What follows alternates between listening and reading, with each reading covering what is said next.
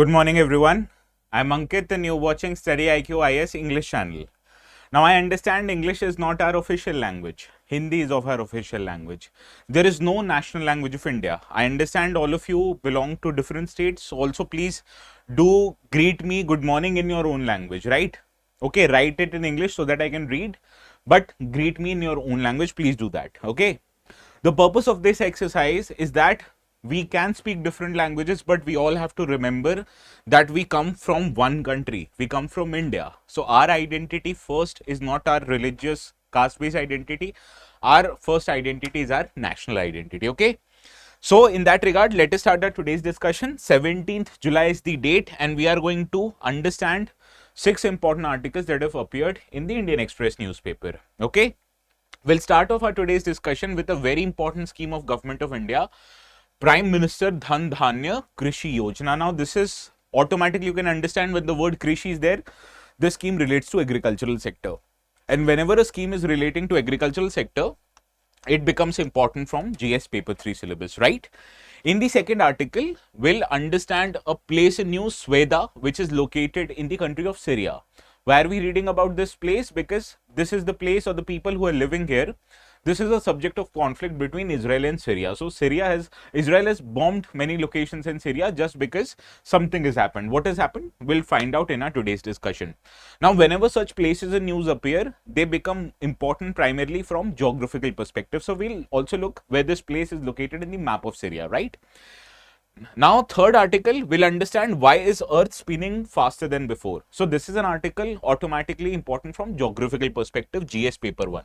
Because how Earth rotates around its own axis, how Earth revolves around the sun, that is a part of your geography syllabus, particularly physical geography.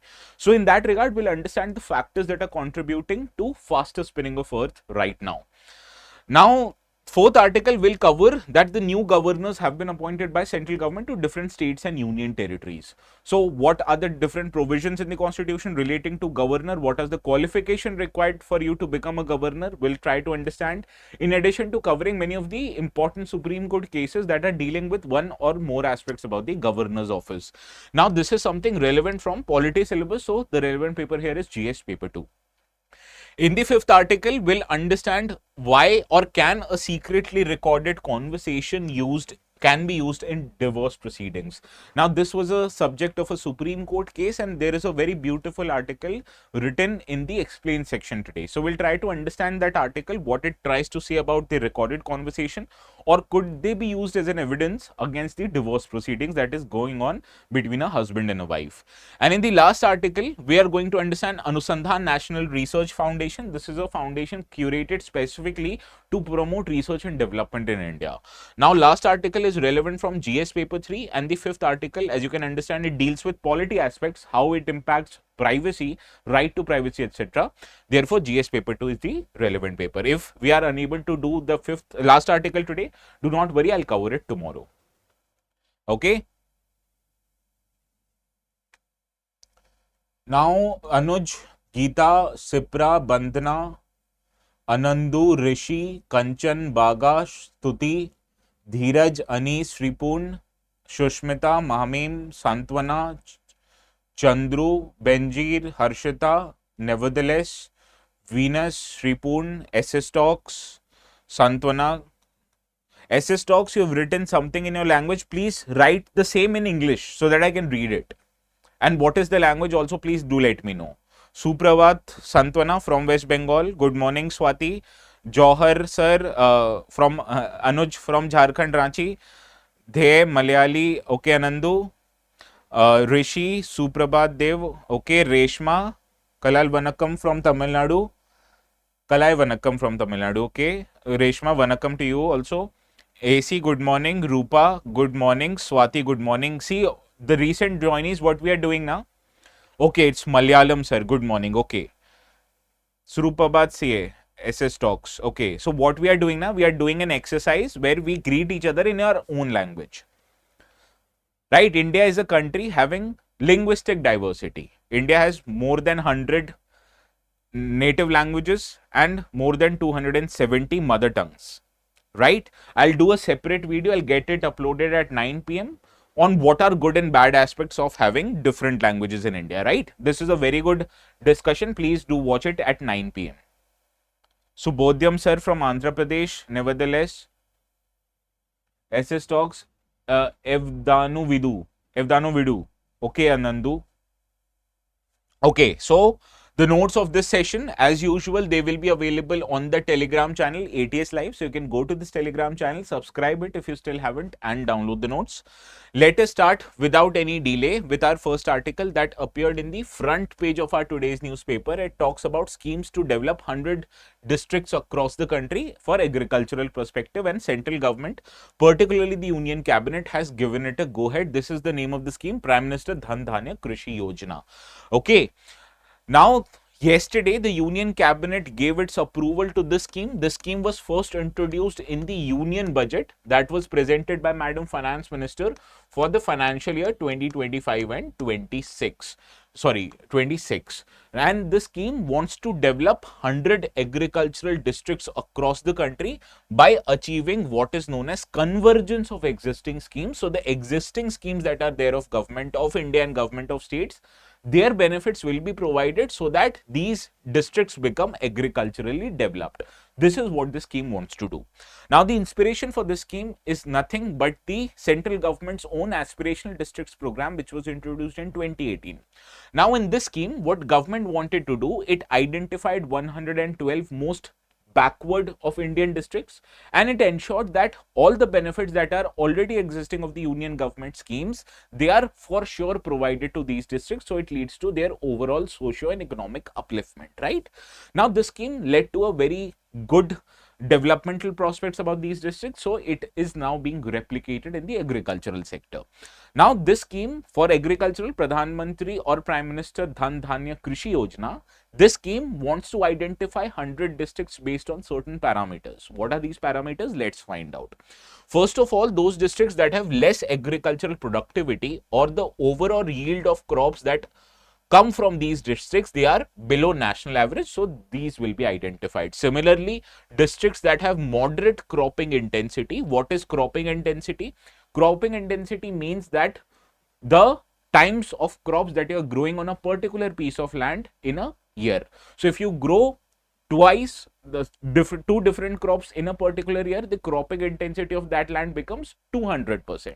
And if you grow 3 crops in a particular year, the cropping intensity becomes 300%. So using the same land, how much or how many times you're growing in an every year crops, that becomes the parameter of cropping intensity. So naturally, the backward of agricultural districts, they do not have that high cropping intensity. So this will also be the factor that will be used to identify the backward agricultural district. Also, in these districts where farmers do not have adequate means to get official loans from the financial institutions, these will also be the factor that will come to determine the original 100 districts that the governments want to identify. Now, what the scheme would do is that it will ensure good agricultural productivity.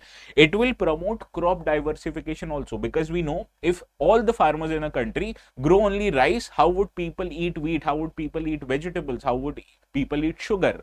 Not possible, right? So what we want is that farmers should diversify to more and more crops. Farmers should grow wheat, farmers should grow sugarcane, farmers should grow pulses, farmers should grow oilseeds, farmers should grow vegetables. So this is the purpose of crop diversification. And also government will provide sustainable to ensure sustainable agriculture. Why we need sustainable agriculture? Because for few years lately, the government has realized that the farmers, they are relying a lot on input. They are providing more water, they are providing more fertilizers, and come to think of it, they have led to negative consequences on our environment. Many regions in our country has become water stressed.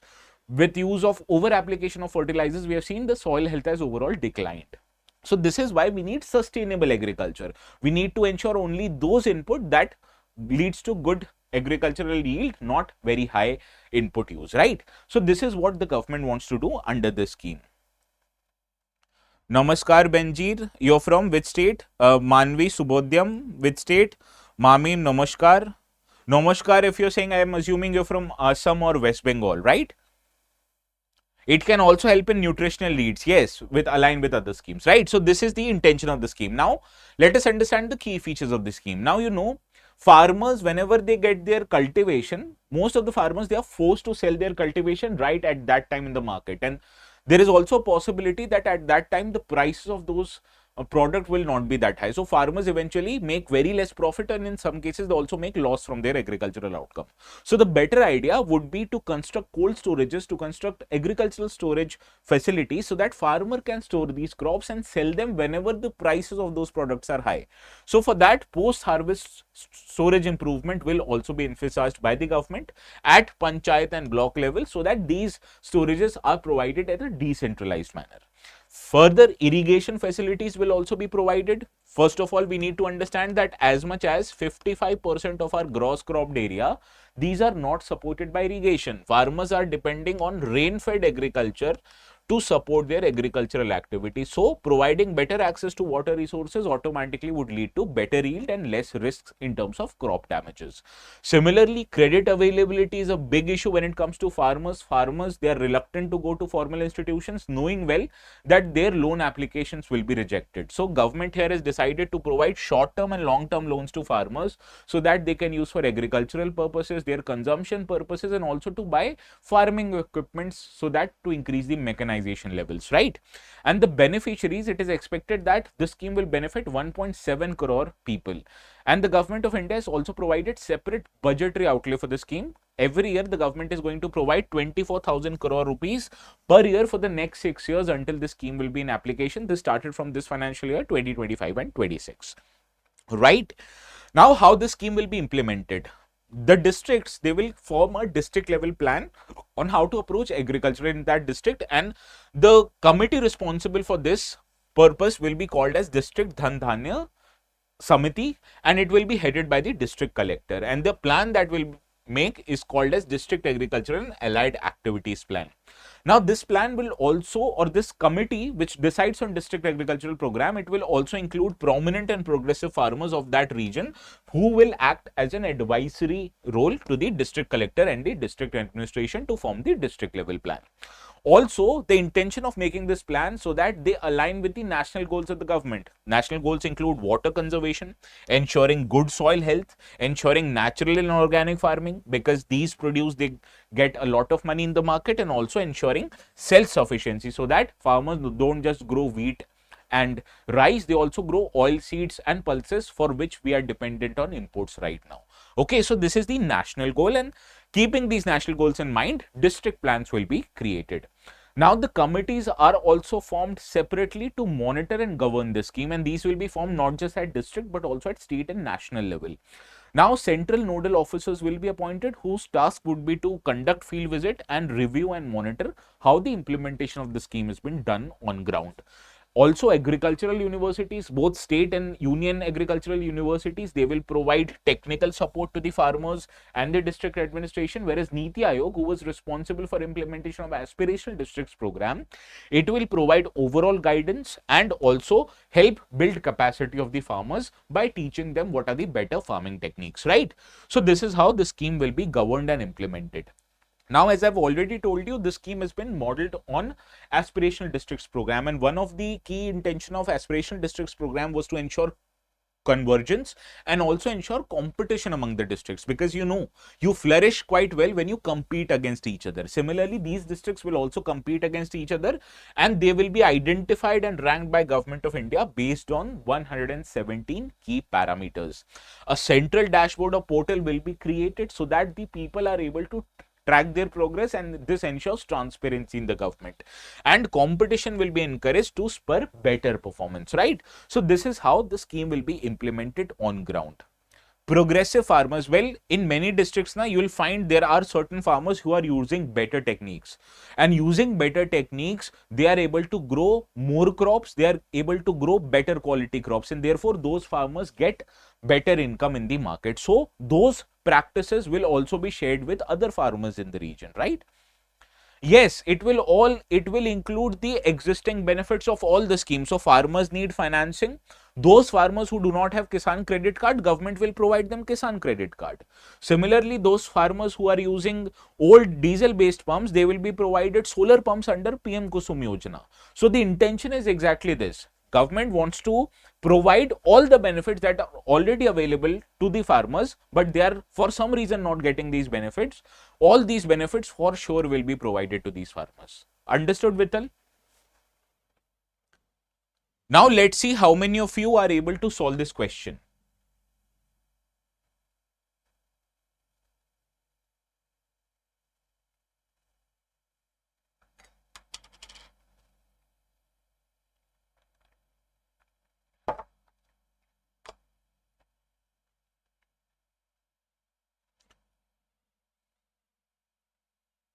Yes, even in one state like Jharkhand, when there can be so many regional languages, Munda, Kortha, Nagpuri, Santhali, Orao, Khariya, etc. So imagine how many language would there be in India. Okay, Swati, Jai Johar from Chhattisgarh.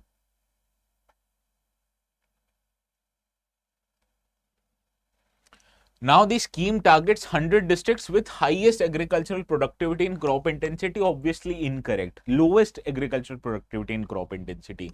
Now the scheme has no dedicated budget allocation separate from the existing schemes. Incorrect. I told you. Government additionally provided 24,000 crore rupees every year for the next 6 years whenever the scheme will be there. So both of these statements are incorrect. Option D is your right answer. Many of you have gotten it right. Some of you have gotten it wrong. Now I hope you understand the reasoning behind this question, okay? Now moving to this next article, it talks about the conflict that is brewing between Syria and Israel after Israeli conducted airstrikes. Now fierce fighting erupted again in the southern Syrian city of Sweda on Wednesday after a fragile ceasefire that existed between government forces and the local Druze militia collapsed. Now this escalation comes as Israel signaled its intention to intensify the involvement in the conflict, saying that this Israeli bombing of Syrian cities is aimed to protect Druze religion minority that exists in this southern part of Syria. So in that regard, the mapping aspect becomes very important, right?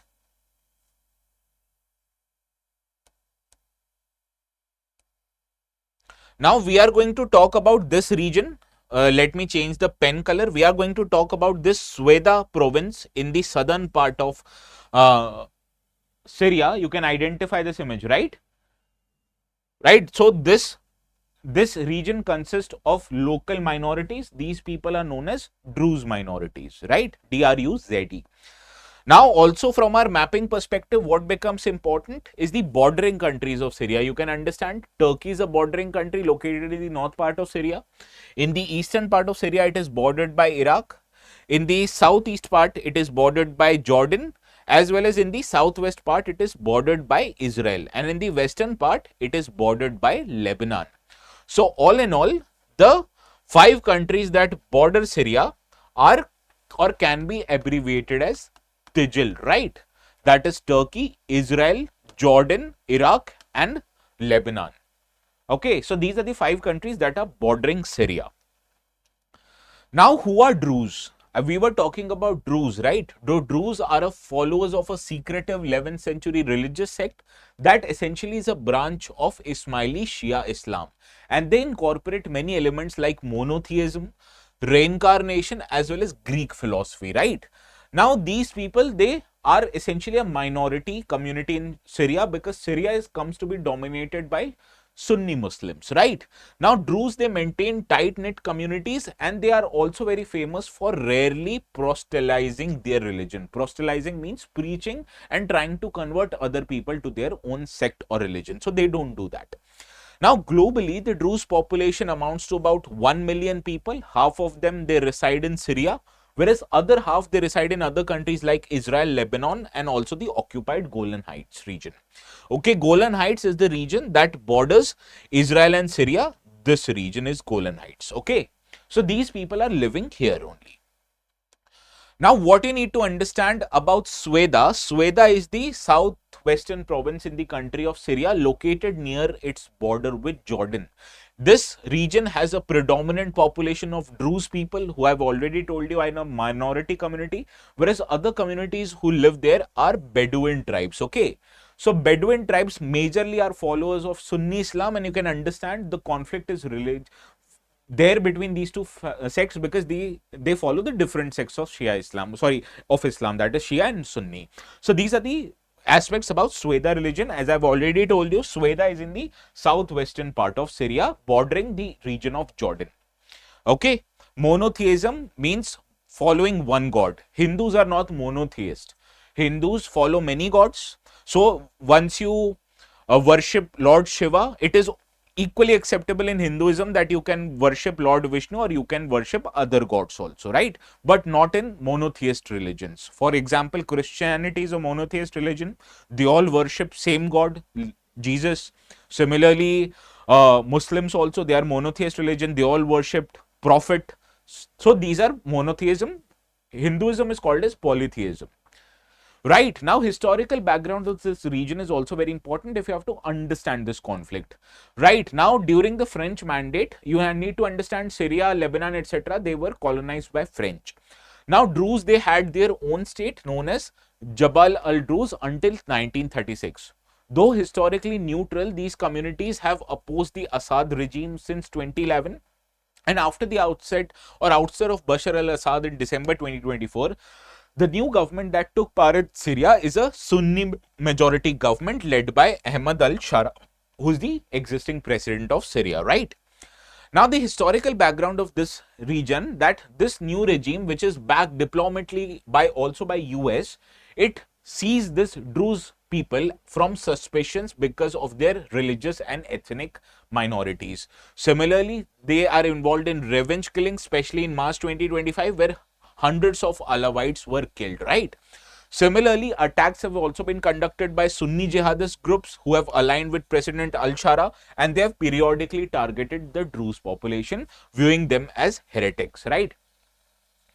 Now, what you need to understand is that Israel, it directly was involved in this conflict with Syria, especially after it bombed the Syrian state infrastructure, and this marks a major escalation. Earlier, whenever Israel used to bomb Syria, it used to bomb the radical groups target, not the state architecture. But now it is targeting even the state infrastructure.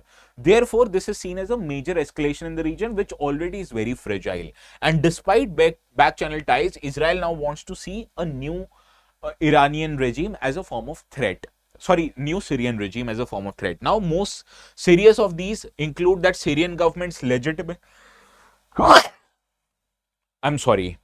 Now, most serious test of this conflict happens because the new Syrian government is trying to maintain its legitimacy and military control in a region which has been plagued by conflict since the time of ISIS. So, this also was a factor which led to outset of the previous dictator of Syria, Bashar al-Assad, right? So, now when the Syrian government is trying to make normalcy in the region, its state apparatus, when it is conducting violence against a particular minority, that not looks good.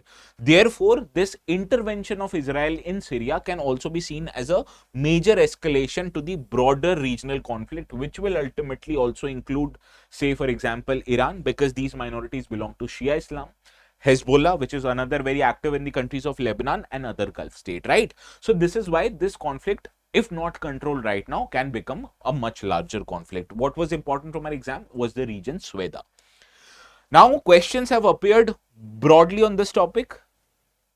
Syria is a Sunni dominant country. Yes, that is why Syria witnessed a lot of violence, because the ruler Bashar al-Assad belonged to Shia Islam and the majority population in Syria is Sunni. So this was the reason of conflict. And to support Sunni people, ISIS also got involved and other radical groups also got involved.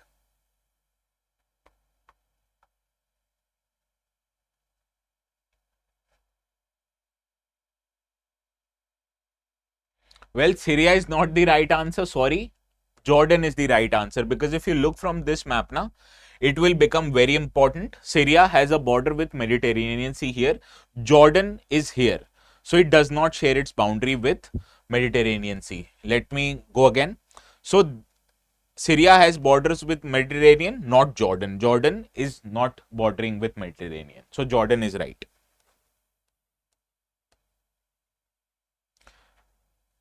Now, a similar question again also appeared in the UPSC exam. So see, questions can reappear in the exam in one form or the other.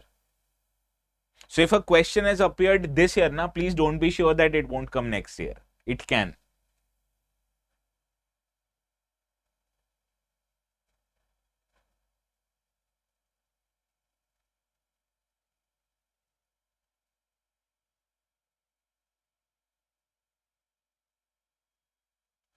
Well, Jordan, though we have established, does not border Mediterranean. Similarly, Iraq also doesn't. Lebanon and Syria do. So option C is your right answer. All of you have gotten it right. Rishi, not option D. Option C is correct. Now let us move to next question. Consider the following pairs. Towns sometimes mentioned in the news. You have to match them with the country. Now in 2018, all of these regions were in news. I want to just see how many of you are able to answer it right. If you don't get it right, don't worry.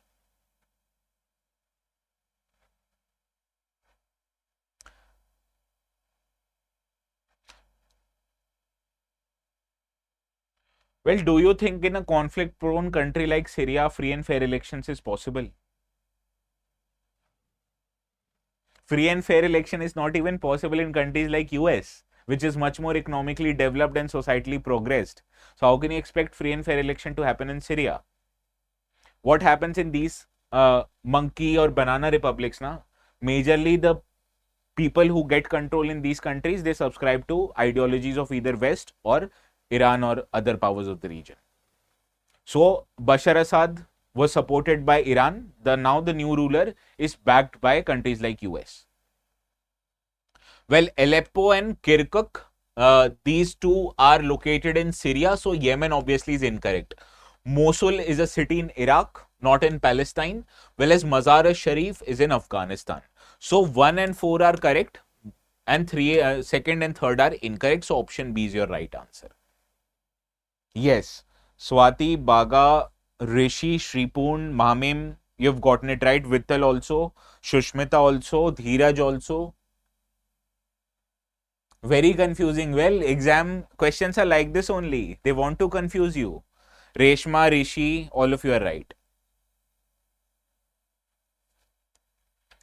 Now let's move to the next article. This article appeared in the Indian Express newspaper yesterday, but we missed out on it yesterday because of lack of time. So we are covering it today. It actually talks about why is Earth spinning faster than before. Now what you need to understand that on July the 9th, Earth was spinning 1.34 milliseconds faster than usual, and this is based on a observation done by US Naval Observatory and the International Earth Rotation and Reference System Service. Now it is expected that on July 22nd and August the 5th, the Earth will be expected to cover again quickly, that is 1.2 and 1.5 milliseconds shorter than the usual time. So this brings our attention to the fact, why is Earth spinning so fast, right? Now, there are many reasons to it. First is the movement in the Earth's core. You need to understand Earth's core consists of both liquid as well as solid core. So, whenever Earth is rotating around its own axis or revolving around the sun, you need to understand the liquid part of the core moves around, right? So, this movement or internal mass distribution affects the spin of the Earth. You can understand, say, take a ball, and if it is a hollow ball and if it consists something inside, when you rotate it, obviously it will change the mass of that ball, right? And it will affect the speed. Similarly, Earth is also getting affected because of that. Earth is not hollow, but it is having liquid core also, right? Similarly, atmospheric and oceanic changes also play a very important role. Now, shifts in air pressure, jet streams and ocean currents, they redistribute masses of air and water across the globe, and it also plays an impact on the rotation, and these changes, they often align with seasonal cycles and short-term climate patterns, right? So these are the factors that add to the changes in the Earth's ability to spin around its own axis. Similarly, moon's position, you understand, with respect to Earth is not constant. It is continuously changing. Sometimes moon is further away from Earth. Sometimes moon is very closer to the Earth. So when moon is further away from the Earth, it exerts less tidal friction on the Earth, and this allows Earth to spin faster. However, over the long term, it is expected that the moon actually slows down the Earth gradually. So both of these effects act in together. Similarly, even the glacial melting and mass redistribution of water bodies is happening because of global warming. More and more glaciers are melting, and this is added to the waters in the oceans, and this increases the Earth's oblateness, which is the bulging of the equator. You need to understand Earth shape is not exactly spherical. It is actually called as geoid. Why geoid? Because Earth, it's not exactly spherical. The difference here is much more prominent as compared to differences between the pole. So that is why Earth is a geoid, right?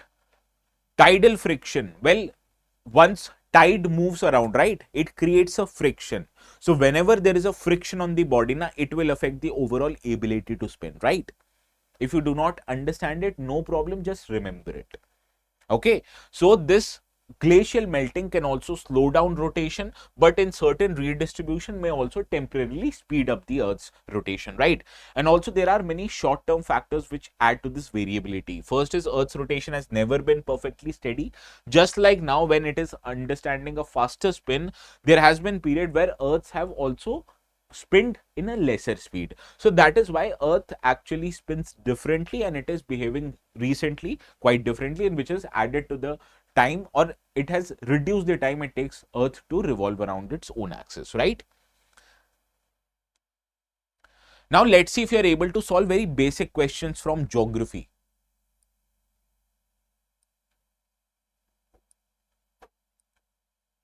This is a question from 2013. The variations in length of daytime and nighttime from season to season are based on which factor?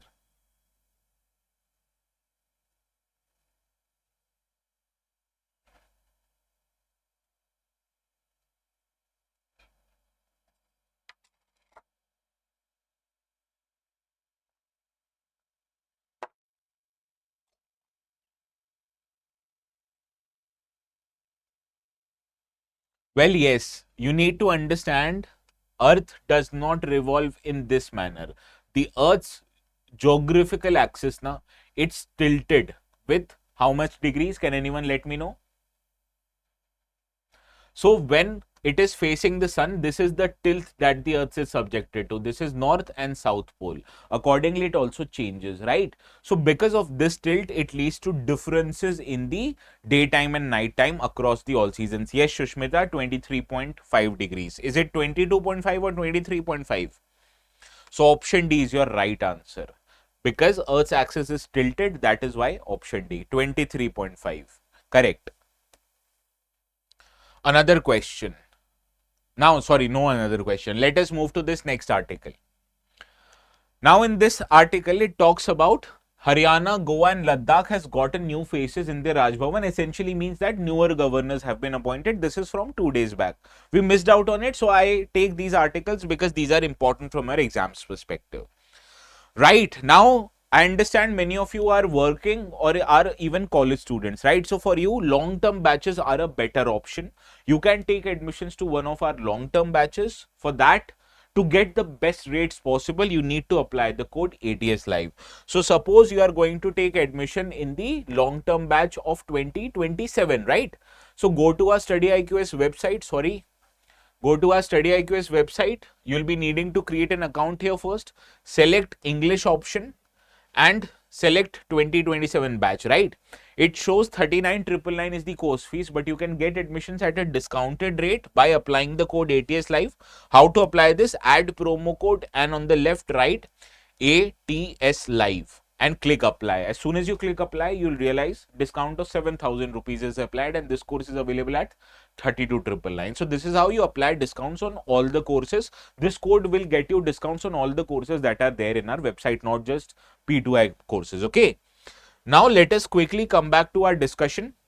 We were talking about newer governors. The President of India has appointed new governors and a lieutenant governor to Ladakh and new governors to state of Goa as well as Haryana. So in that regard, the office of governor becomes very important. So let us understand what our constitution says about the office of governor. In Article 153, the constitution states that there shall be a governor for each and every state.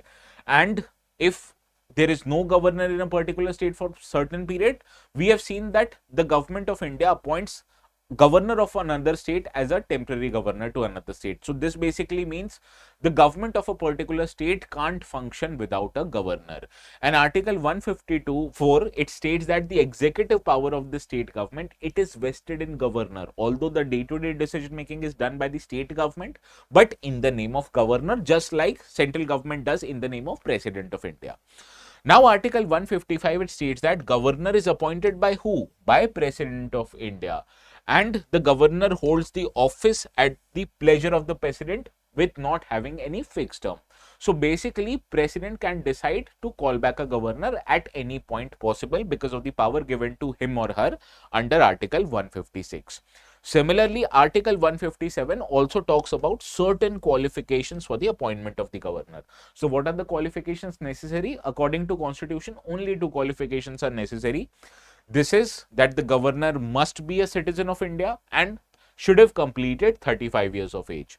Also, there are other conditions mentioned that he or she should not hold any office of profit, and at the time of his appointment or their appointment, they shouldn't be a member of either both houses of the parliament or a state legislative assembly. So only these people can be appointed as the governor. There are no other qualifications mentioned. Now, Supreme Court has made many important observations regarding the office of governor. He has said that it is not merely a ceremonial position, rather governor acts as the constitutional head of a particular state government, and in reality he or she must act as a link between state and central government, and he should not look to reduce the efficacy of the state governments in any way. Now, a very important case judgment relates to BP Singhal versus Union of India. Here, Supreme Court made certain observation that although President has the power to remove governor without giving any reason, but this power should not be exercised arbitrarily. There should be very good reason. Only then the President of India should exercise her power to remove a particular governor.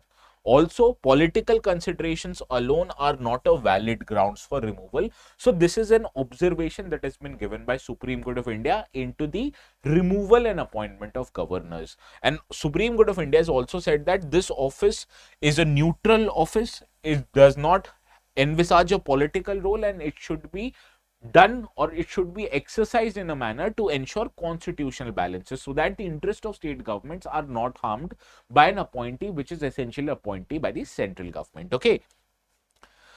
Now let's see how many of you are able to solve this question. This is a question from 2013. Quickly.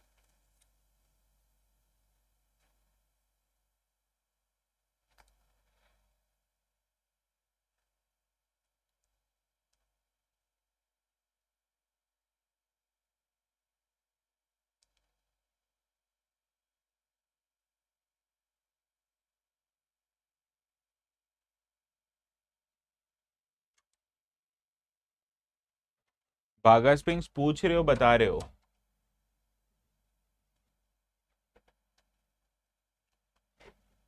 Well, yes, option C is the right answer, because no procedure has been laid out in the constitution for removal of governor. He or she basically serves at the pleasure of the president, and president can decide any time to bring the governor back or remove him from office, right? Another question. Now, if you're not able to solve this discretionary power, do not worry. I'm just trying to make you understand the importance of governor in terms of prelims examination.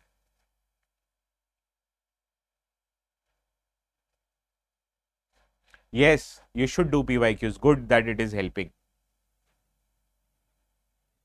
Whenever you're reading about any topic now, just open the PYQs and solve those PYQs. It's better to download the online compilation of PYQs, because you can search the topic on the laptop, which would be quite difficult when you have a book, right?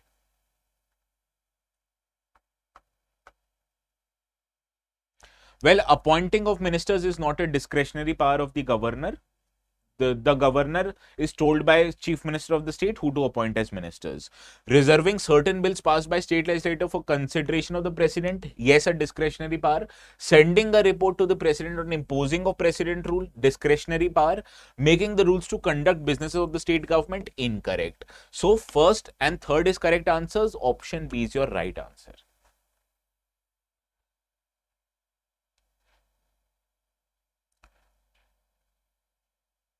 Nandrigal Pala sir from Chennai. Okay. I do not understand the meaning of Nandrigal Pala. Can you understand it to me? Option B is your right answer. Now, this is a question for you to exercise. Please do let me know after this video ends in the comment section what is the correct answer. Okay. You are required to search this question. Even if you search it, no problem. Just after the end of the session, comment it in the comment section. Not here. Okay. Not in the live batches. This I'll get out of your way so that you can screenshot this question. Okay.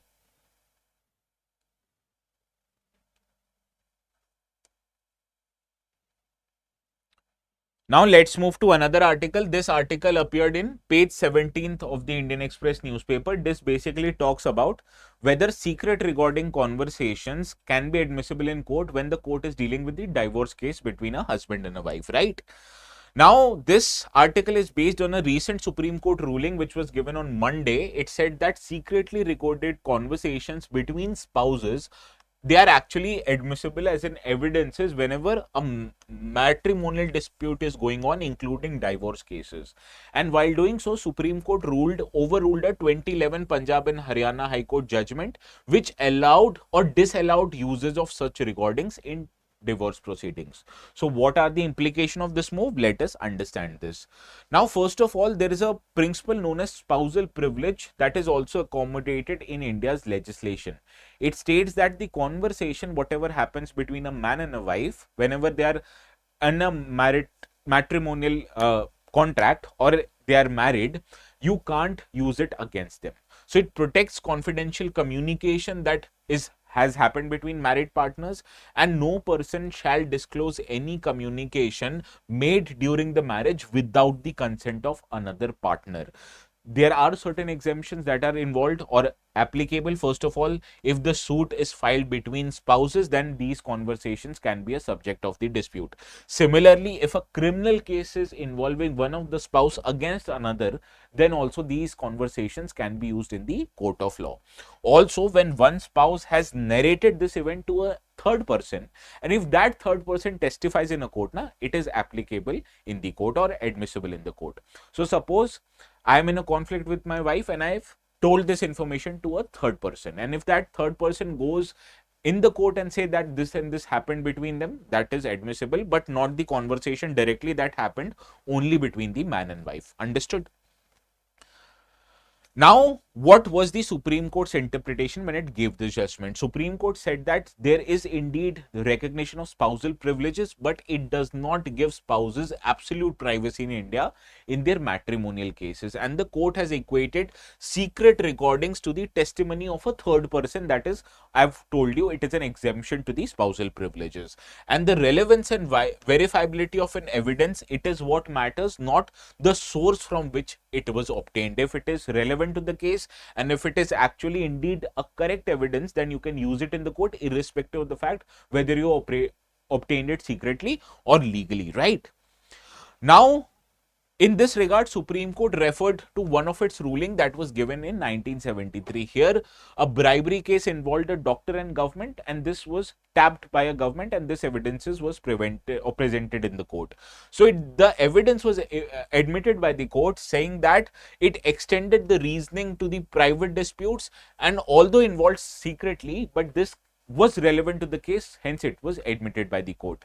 And here Supreme Court emphasized on ensuring balance between right to privacy and ensuring right to free trial. First of all, Supreme Court recognizes that citizens of India has right to privacy, and it was under the 2017 judgment in the Justice Puttaswamy case. But Supreme Court also ensures that we need to conduct the trial fairly, and allowing some infringement in the evidences is relevant if they are legally valid and are obtainedly or 100% correct, right? Third party witness isn't harming right to privacy. No, it is because any third person might be, suppose if a husband and wife are fighting in public, is it their right to privacy? They should have been so using their common sense not to fight in public. No, obviously, if a recording is AI generated, how can it be true? Well, this actually pertained to a dispute where husband obtained the wife's WhatsApp chats. So true recordings are admitted, not morphed recordings. AI can be morphed, but true recordings aren't morphed. So the Supreme Court will also, the courts will also say the verify the instances, right? Now, this brings the opportunity to include technology and evidences in matrimonial disputes, right? Now, matrimonial disputes these days obviously include text messages, emails, voice and video recordings as an evidence, and this has been admissible in the court. Now, high courts earlier have rejected secret recordings, saying that they can't for sure identify whether these recordings were obtained in a questionable manner, also whether force was used to obtain these recordings, or it can also violate marital privacy interest. You know what Supreme Court said in this regard? They said that section 122 was designated to protect the sanctity of marriage, not to ensure the privacy of the couple. And when one of the couple is recording certain texts or recording certain conversation, automatically the trust in the relationship, which is essential for any relationship, has broken down. So when the trust has broken down, what's our harm in using this particular evidence in the court of law to further the case, right? So this is what Supreme Court has applied this case very practically. It has highlighted that privacy is necessary, but it has also highlighted that you need to ensure fair trial. And if you get an evidence which is 100% true, it ensures trial to go, and then it is admissible in the court, right? Now, there are certain concerns also. First of all, it could lead to increased surveillance in the marriage, although legally it is permissible, but socially it will lead to less in the sanctity of institution of marriage, right? Similarly, it also raises concerns relating to gender equity. Why? Because there is a gender gap when it comes to access of smartphones. So when evidence is collected at the click of a button, the party who has access to technology is better placed than the person who does not have access to technology. So although legally it is admissible, but socially it might unfairly harm women in India because they do not have same access to technology as compared to men on an average. So this is the concern and conflict that may have emerged. Now let us understand what are the broader implications of this judgment. Now, first of all, it sets precedents for admitting digital evidences even in the civil proceedings. Earlier we have seen that digital evidences were majorly played a very important role in criminal proceedings, but now they've even been involved in civil proceedings. It could influence interpretation of privacy in a different manner. Consent can also be taken in a different context, and surveillance laws needs to be modified. And therefore, it is also brought a question to promptly legislative amend many important cases that have been, or many important legislations that have been formed many years before, because they do not incorporate the realities that exist in 21st century, particularly how you can admit technical evidences in the cases, right? So these are the broader implications.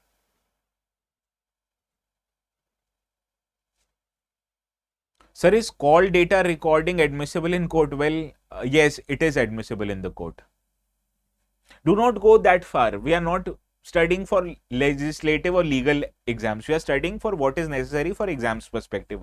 And you know why I took this article? Because it basically deals with right to privacy. That was my intention. Well, evidences can be modulated, but don't you think court knows that? Court has different procedures to identify whether the evidences provided to them are correct or not. They have a separate team to verify that. They even order the police to verify the same. They even order different institutions to conduct investigation whether the evidence is correct or morphed. So do not worry. The honors are very smart enough.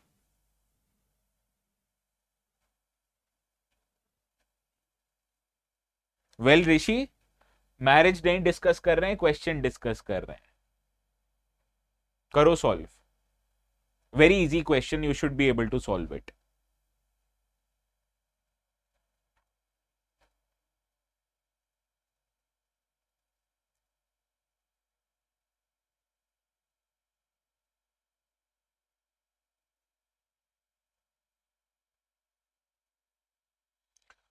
Yes, Article 21 and freedom guaranteed in Part 3. This question appeared when? 2019. Now see 2021 question. Similar question. So that is why I tell you all the time, please refer to PYQs. Now understand why I tell you PYQs, PYQs, PYQs. Yes, see again, Article 21. So this is why questions reappear in the exam one way or the other. Sometimes word to word questions have reappeared in economy, right? Now this is another article. It will take time for me to discuss this. So let us discuss this tomorrow. You know the drill. The notes will be made available on this Telegram channel. Okay. So we'll see each other again. Please have a very good day.